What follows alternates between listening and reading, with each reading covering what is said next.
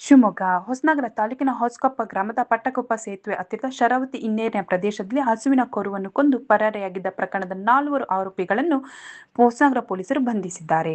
ಹಾವೇರಿ ಜಿಲ್ಲೆ ಆನೇಕಲ್ ತಾಲೂಕಿನ ಅಕ್ಕಿ ಆಲೂರಿನ ಮಹಮ್ಮದ್ ಸಲೀಂ ಬಾಳೂರ್ 34 ವರ್ಷ, ಸುಲೇಮಾನ್ ಕೊಲಾರಿ 26 ವರ್ಷ ಹಾಗೂ ಆಡೂರು ಗ್ರಾಮದ ಮಕಾಬುಲ್ ಅಹಮದ್ ಬಡಿಗೇರ್ 22 ವರ್ಷ ಮತ್ತು ಮಲ್ಲಿಕ್ ರಿಹಾನ್ ಸುರಳೇಶ್ವರ್ 25 ವರ್ಷ ಬಂಧಿತ ಆರೋಪಿಗಳಾಗಿದ್ದಾರೆ.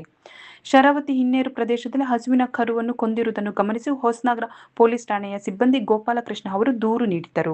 ಈ ದೂರಿನನ್ವಯ ಹೊಸನಗರ ಠಾಣೆಯಲ್ಲಿ ಪ್ರಕರಣ ದಾಖಲಾಗಿತ್ತು. ತನಿಖೆ ನಡೆಸಿದ ಹೊಸನಗರ ವೃತ್ತದ ಪೊಲೀಸ್ ಇನ್ಸ್ಪೆಕ್ಟರ್ ಎಂಬಿ ಗೌಡಪ್ಪಗೌಡ ನೇತೃತ್ವದಲ್ಲಿ ಆರೋಪಿಗಳ ಪತ್ತೆ ಕಾರ್ಯಾಚರಣೆ ನಡೆಸಲಾಯಿತು.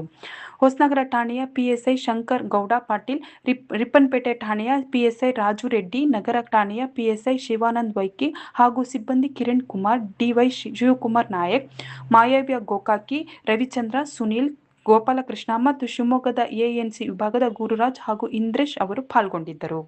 ಜುಲೈ 4ರಂದು ಆರೋಪಿಗಳನ್ನು ಬಂಧಿಸಿ ನ್ಯಾಯಾಲಯಕ್ಕೆ ಹಾಜರುಪಡಿಸಲಾಗಿದೆ ಎಂದು ಪೊಲೀಸ್ ಪ್ರಕಟಣೆಯಲ್ಲಿ ತಿಳಿಸಲಾಗಿದೆ.